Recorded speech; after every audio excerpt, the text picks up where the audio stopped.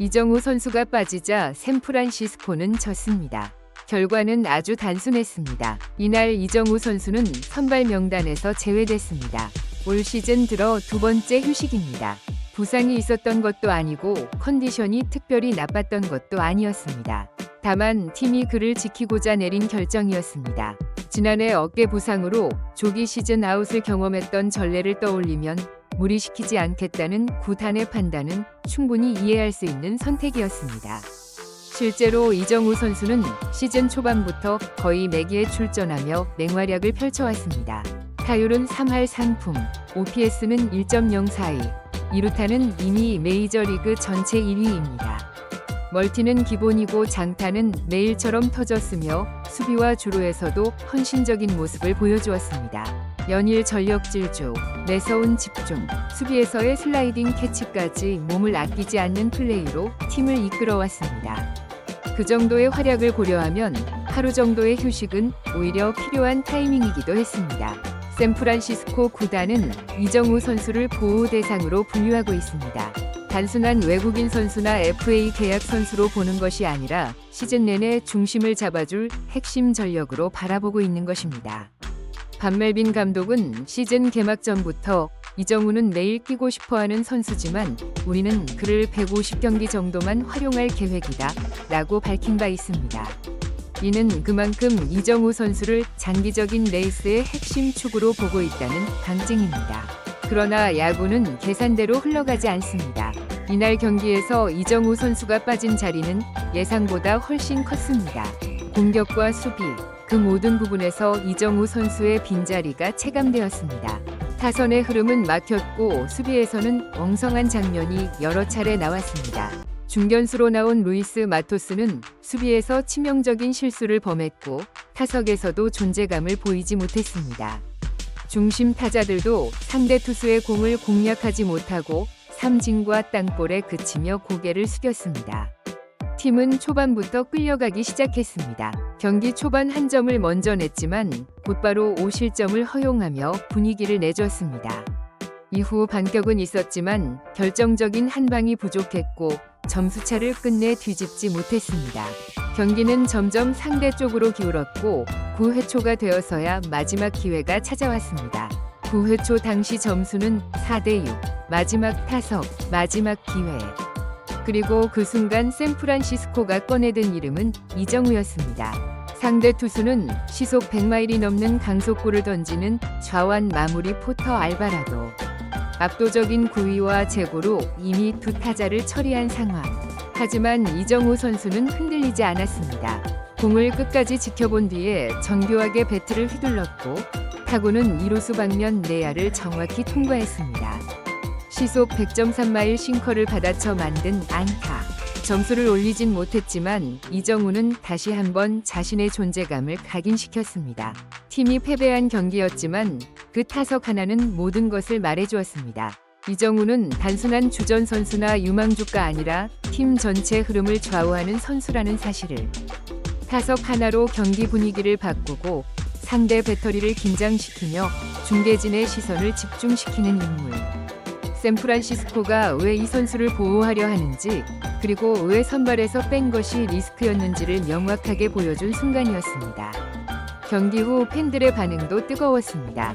이정우가 없으니 이렇게 되는 거다. 처음부터 나왔으면 달라졌을 경기다. 이정우는 하루도 쉬면 안 된다는 반응이 쏟아졌습니다. 물론 장기적인 체력 관리는 중요합니다.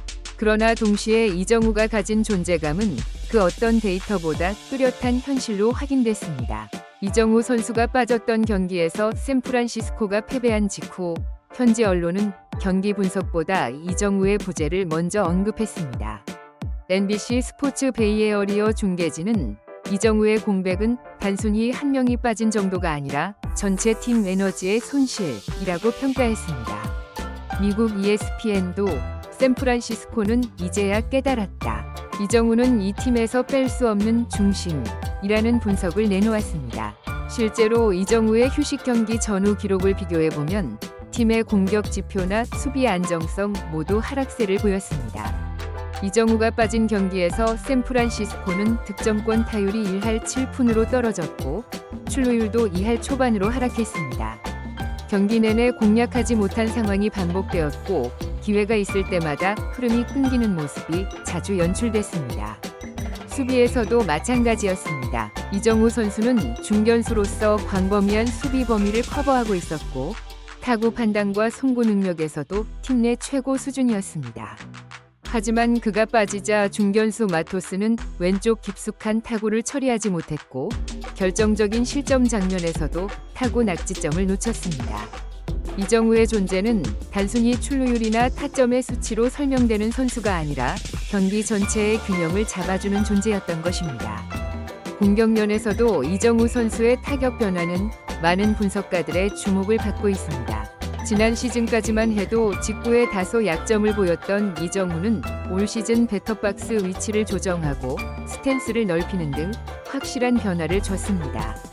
MLB 통계 사이트 베이스볼 서번트에 따르면 이정우의 올해 배터박스 위치는 홈플레이트에서 약 2인치 뒤로 물러난 것으로 나타났습니다. 이 조정은 직구 대응력을 높이기 위한 전략적 선택이었으며 실제로 올해 직구 계열 타구에 대한 타율이 2할 7푼 3리로 상승했습니다. 지난해 1할 3푼 6리에 머물렀던 수치가 뚜렷하게 개선된 것입니다. 이는 이정우 선수가 단순히 타고난 감각에만 의존하지 않고 데이터 기반의 전략적 대응까지 병행하고 있음을 보여줍니다. 이뿐만이 아닙니다. 변화구 대응력도 오히려 더 좋아졌다는 점이 현지 분석가들을 더욱 놀라게 하고 있습니다. 변화구의 강점을 가지기 위해선 타격 타이밍 조절 능력, 시야 그리고 밸런스가 중요한데 이정우 선수는 배터박스에서 뒤로 한 발 물러났음에도 오히려 변화구에 대한 타율이 높아졌습니다. MLB 기준으로 스플리터 타율이 3할 7리에 체인지업 타율이 4할 8리까지 치솟았고 브레이킹볼 타율도 4할을 넘기며 전 영역에서 강한 타격을 보이고 있습니다. 이정우 선수의 이런 타격 변화는 메이저리그에서 흔히 보기 어려운 양방향 적응형 선수로 성장하고 있다는 방증입니다. 메이저리그는 빠른 공에 강한 선수와 느린 공에 강한 선수가 명확히 구분되는 경우가 많은데 이정우는 두 영역을 모두 커버하면서도 타격 정교함을 유지하고 있다는 점에서 더욱 특별한 존재입니다. 그리고 이러한 변화의 핵심에는 스윙 궤적이라는 기술적인 요소가 자리 잡고 있습니다. 현지 해설가들은 이정우의 스윙이 스즈키 이치로 이후 가장 이상적인 레벨 스윙이라고 평하고 있습니다.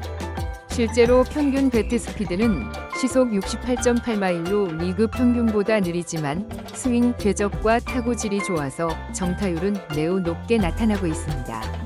이정우 선수가 기록 중인 OPS 1.04는 현재 리그 전체 상위권이며 이는 메이저리그 통산 OPS 기준으로도 레전드급 성적에 해당합니다. 이치로가 커리어 OPS 0.869, 추신수가 최고 시즌에 0.946을 기록했던 것과 비교하면 이정우가 지금 얼마나 압도적인 성과를 내고 있는지 쉽게 확인할 수 있습니다.